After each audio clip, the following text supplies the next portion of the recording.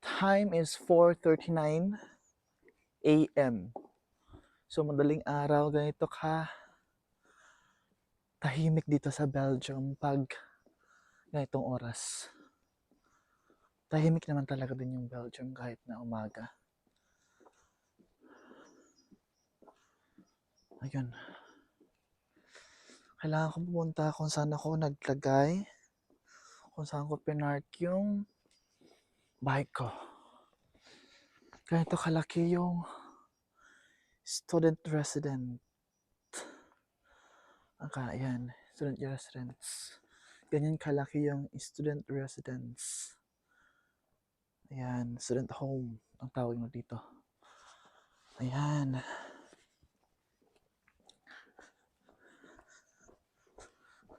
Kailangan ko rin talaga mag-vlog para kasi alam nyo, dito sa Belgium, kahit sa Pinas naman talaga, yan yung reason ko talaga kung bakit gusto ko talaga mag-aral abroad para ma-improve yung communication skills ko. May mga times talaga pag yung first reporting ko dito sa Belgium, nung nag-report kami, group report yun ha, talagang nag-stutter ako. Kaya I hope at the end of the day, habang ginagawa ko tong vlogging, ma-improve yung communication skills ko. It takes time, I know, but I hope at the end of the day, merong improvement sa communication skills natin. Ayan, open, same lang kanina, open lang natin. Ayun.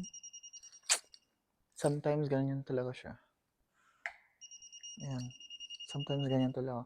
Kailangan ko tong recalibrate. Ayan. Ayan.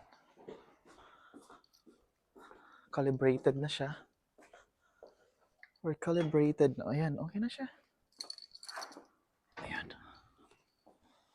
So, sinumpong lang yung system nila. So, ito yung mga bike. Grabe, sinasabi ko sa inyo. Pag pupunta ka dito sa Belgium, kailangan nyo talagang bumili ng bike. Kasi, first things first, para iwas sa pamasahe. Kasi, napakamahal talaga ng bus dito, dear.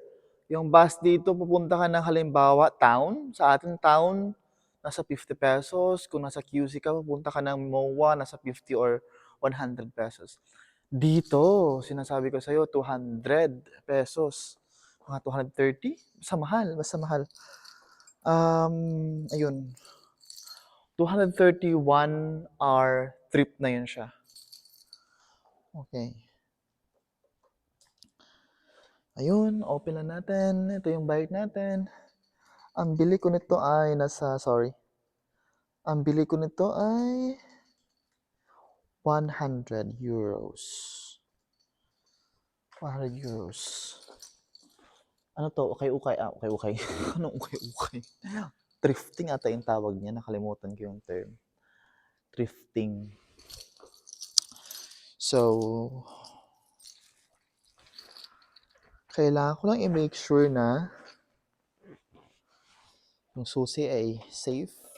Hindi mawawala kasi magbabayad tayo pag nawala natin yung susi. Ayan. I think parang ready na tayo.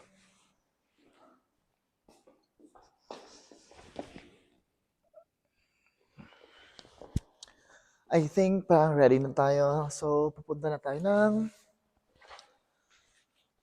ngayon ng ano sinasabi ko? Tara, punta na tayo sa labas.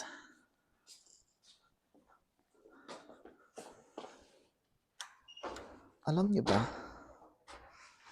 dito sa Belgium, mayroon din mga magnanakaw. One time nanakaw yung bike ko na yan. Alam niyo ba, dito sa Belgium, akala ko talaga, pag mayayaman ng mga bansa, walang mga magnanakaw. Alam niyo ba, may mga magnanakaw din pala sa Belgium. Tapos, itong bike na to, ninakaw na to minsan. Tapos nakita ko sa isang private area, private residence. Knowing na alam ko yung bike ko at may lock pa siya at may key ako, alam ko talaga may proof ako kasi may key ako. Tapos ang lock nakadikit dun mismo sa bike. So ayun, kinuha ko. Ninakaw ko yung bike ko mismo.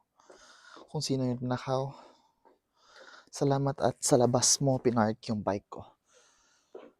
Ayun. We're ready? Let's go. Aray. Dito sa Belgium, ewan ko, doon din ba sa ibang, aray, pahirapan pag slope, no? Ayan. Dito sa Belgium, bawal kang magbike habang gumagamit ng phone. O bawal kang gumamit ng phone habang ikaw ay nagbabike. Policy nila yun dito. Pero dahil sa Pinoy ako, Pinoy tayo. Wait lang.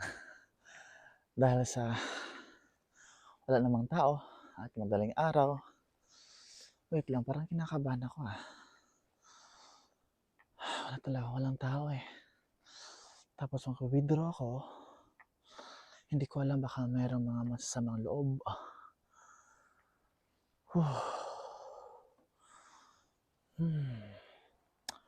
Meron akong alam na pinakamalapit na ATM machine.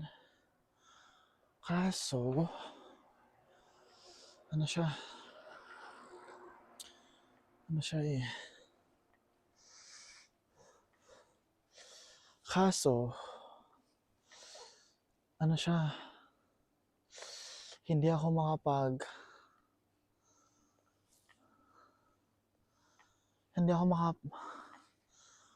walang 5 euros. Minimum is 20 euros lang. So, ayun. Kailangan ko na siguro talagang bumili ng stand ng phone ko. Napakamahal kasi talaga naman dito. Phone accessories. Sa Pinas, meron tayong Shopee. May Lazada. Makakabili ka ng less than 100 pesos. Dito, nako, sinasabi ko sa'yo. Yung 100 pesos na yan, kulang na kulang. Minimum siguro 120.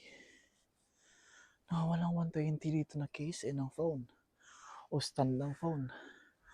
Nasa 600 pesos. Nasa 2,000 pesos. Siguro pag 120, ano lang yan eh. 120 sausage. Sausage na yan. Tatong sausage. Ay naku, kinakabahan ako sa tunog ng ibon. Ang daming mga uwak dito. Ang pangit nun ang creepy ng tunog na yon. Bakit ganun? Tingnan mo yun. Ang daming mga uwak. Nakaharap pa talaga sa simbahan. Siguro mga yan. Mga wakwak. Wakwak kasi yung tawag namin sa mga naging ibon na tao sa Bisaya. Ayun. So, parang kinakabahan ako.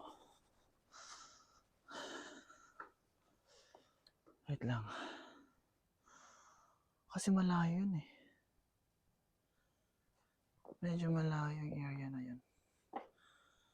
Wait, hindi ako confident. Hindi ako pupunta dun. Hindi ako mag-withdraw. Medyo malayo yun eh. Medyo malayo. Kasi pag doon ako sa kabila, 20 euros. Ang kailangan ng machine, 5 euros. Saan ako magpapalit ng bill? Sirado lahat ng mga stores dito. Ngayon, madaling araw. So, nakikita ko nyo yun. Umuusok yung Yung bibig ko. Siguro yung nakikita sa cellphone kasi di naman mamahalin yung cellphone ko. Ayun. Dito ako bumibili. Pag naglalaba ako, bibili ako dyan ng sabon, ng liquid soap. Tapos dyan ako bumibili minsan ng rice. Tapos ng milk. Kasi barato. Barato siya dito. Pag i-compare natin dyan sa Pinas, mas barato tayo dyan sa Pinas. Kaya dapat thankful tayo kasi maraming mga Chinese stores dyan sa atin sa Pinas. Which is, it helps para ma-neutralize yung ma-neutralize talaga. Yeah, ma-normal, basta ma-neutralize yung price ng mga products. Para siyang pH na ma-neutralize. Gagamit kang lime.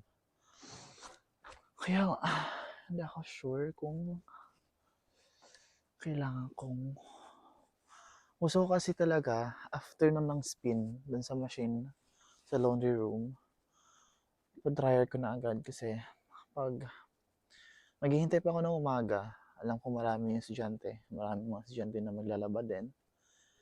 So, hindi ako ganun wala akong confidence na makihalubilo sa mga ibang estudyante. Hindi naman sa ayaw ko makipaghalubilo. Talagang minsan intro ako. Sobra talaga yung pagka-introvert ko minsan. Parang ayaw ko makipag-usap, ayaw kong tumingin ng tao. Pero ito no, different. Kaya kailangan ko talaga mag-vlog para ma-improve. Para maging extrovert. Ayan, bumalik ako sa kung saan tayo galing. Kasi hindi ako confident na lumabas at pumunta dun sa ATM machine na yun. Alam ko naman na meron din kasi mga masasamang loob hindi natin alam. Pero God is good naman, di ba? Baka warning yung kanina, yung feeling ko na parang hindi okay. Baka warning na yun ni God na hindi tumuloy. Ayun. So, ipapark lang natin dito yung bike natin. I-check ko kung okay na yung damit ko sa washing machine. Kung na-spin na siya. Ayan. Okay, spin na siya. Spin natin ulit. Para sure tayo. Para akong napagod dun ha. Kailangan ko pa magluto.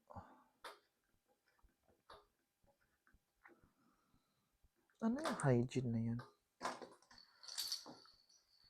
Start. Ay naku. Sorry. Okay, sorry. So, sana naman free yung dryer dito sa student home. Para hindi na ako kailangang maglabas ng pera.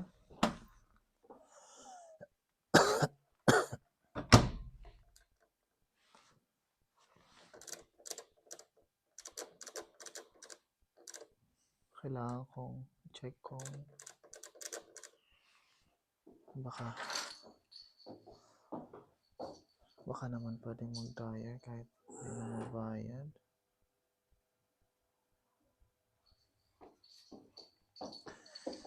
So,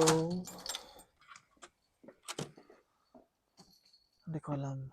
Kailangan ko pa mag-review, kailangan ko magluto. Tapos, kailangan ko pang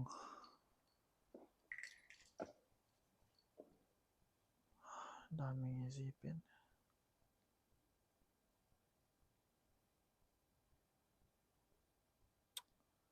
Gusto ko siyang i-dryer agad. Actually. Kasi wala akong underwear. Wala na akong shorts.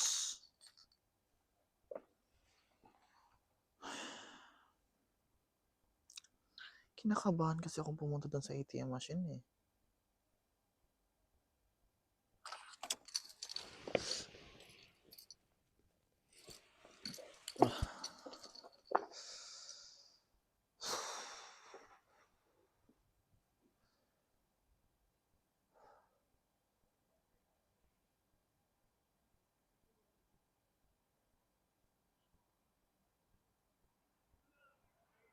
Kailangan ko bang tumuloy doon sa ATM machine?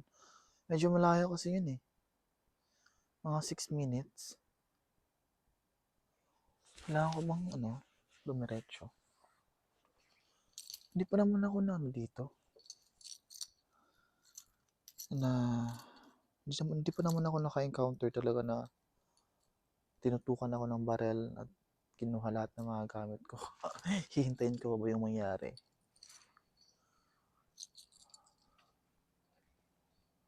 Pero parang wala naman dito sa Belgium, no? Ang alam ko ba nanakaw, oo meron. Pero yung mga snatchers, yung mga hold-uppers, hindi ako sure eh.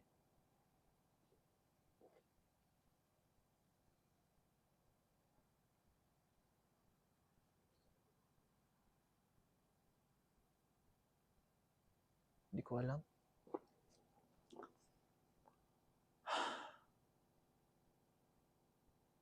Kailangan ko na yan dryer.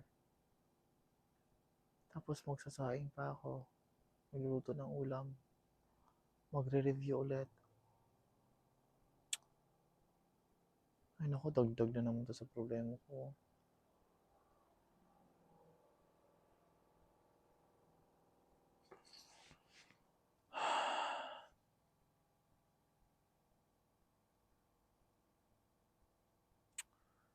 Kinakabahan kasi talaga akong pumunta dun eh. Hindi ako sure. Hindi talaga ako sure. Hindi ako sure kung tutuloy ako dun. Siguro ihangar ko na lang yun. Wala naman akong hanger din sa loob ng room ko. Hanger ko na lang kaya yung mga damit na yan. Hindi ako sure. Kaya ito kalaki yung building na yan. Yung pinakita ko kanina, ibang side yun. Ito ibang side na naman to. Yan. Pero napakamahal na dito. Yung monthly rental. 30,000 pesos. 30,000 to 34,000 pesos. Napakamahal talaga. Yung pagkain dito, yung rice, hindi bababa sa 60 pesos. Yung per kilo. Tapos, yung karne naman, pare-pareho lang naman sa Pilipinas yung karne.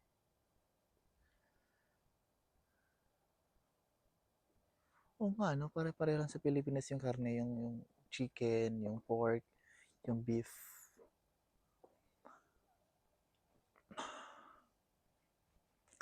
Ang mahal dito ay pag bibili ka ng pagkain na luto na sa labas, hindi ba sa 300 pesos? Isang kainan lang yun. Pag sa school ka bibili sa university mismo, nasa 5 euros. 5 euros, mga 300 pesos. Around 300 pesos. So, isang kainan lang yun. Sipin mo yun. 3 beses tayo kumakain ng mga Pinoy. 3 beses pa naman kumakain sa isang araw. So, nasa ano na yun, nasa 900 pesos plus, 900 pesos plus. Sana pinanganak tayo na anak ni ni Bill Gates. Ayun, meron na mga gising na mga estudyante. Siguro nagre-review na rin yan sila. Kasi in January next year yung exam. Buong month na yun, exam period yun. At preparation. So yun, kailangan talaga natin mag-prepare.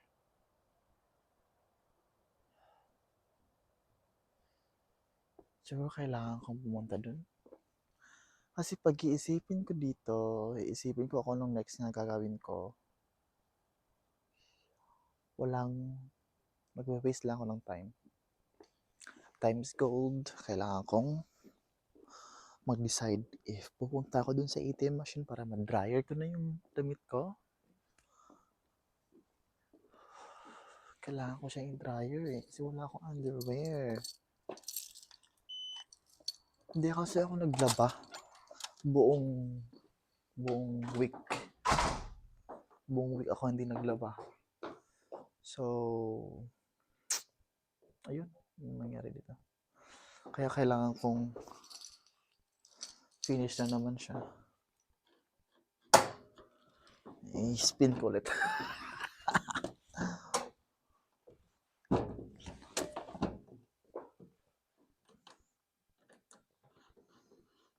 Spin ko ulit para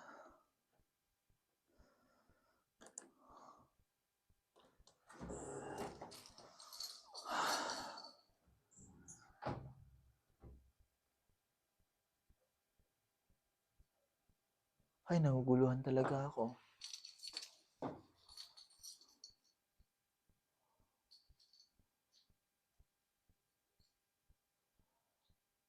Kailangan ko na mag-decide. Kulukuhan to ngayon. Kailangan ko mag-decide if, naku, kung halimbawa nasa work ka, kailangan mo magkaroon ng critical thinking. Strong critical thinking. Pupunta ako doon kung mayroong yung mga hold-uppers. If warning kayo na ni God na hindi ako tumuloy, tutuloy ako ngayon, magsisi na lang ako. Sa huli na yung pagsisisi. Ay. Ano bang kailangan kong gawin?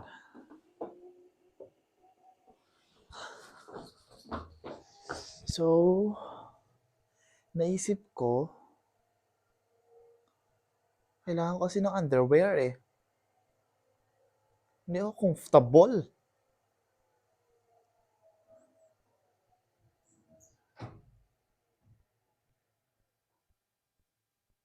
Kasi pag halimbawa pupunta ko ng ATM machine, wala namang 1.5 euros.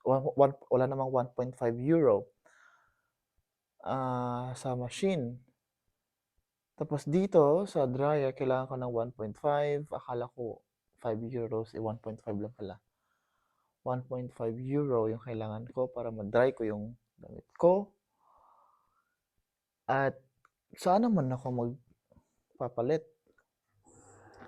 ng coins? Close naman yung stores.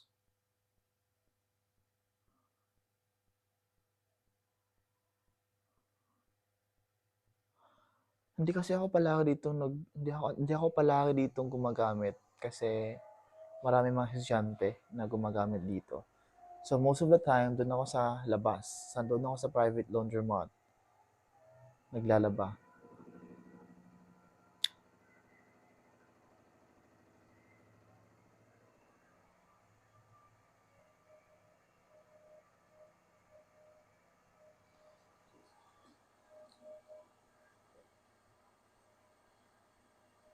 Ito talaga problema ko eh. Sa lahat ng household chores, sa lahat ng household activities, yung laundry talaga yung pinoproblema ko. Ito talaga yung isa sa mga nabibigat sa mga nabibigatan ako. So, kung bumili ng machine, ang mahal naman. Okay, siguro dahil sa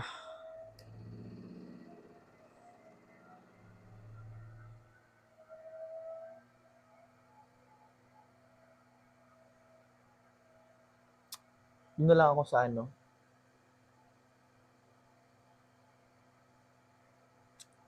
ihahanger ko na lang to, sasapay ko to sa loob ng room ko.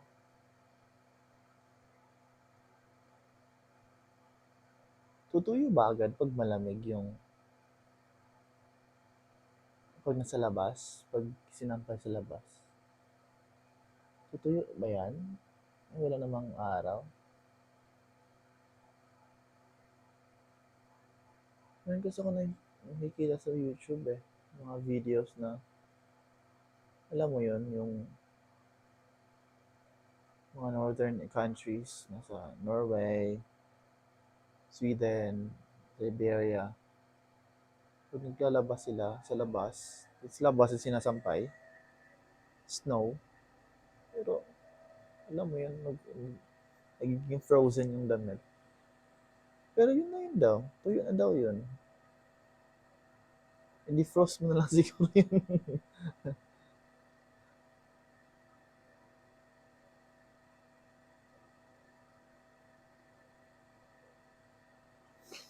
Kailangan ko muna magpasya, okay?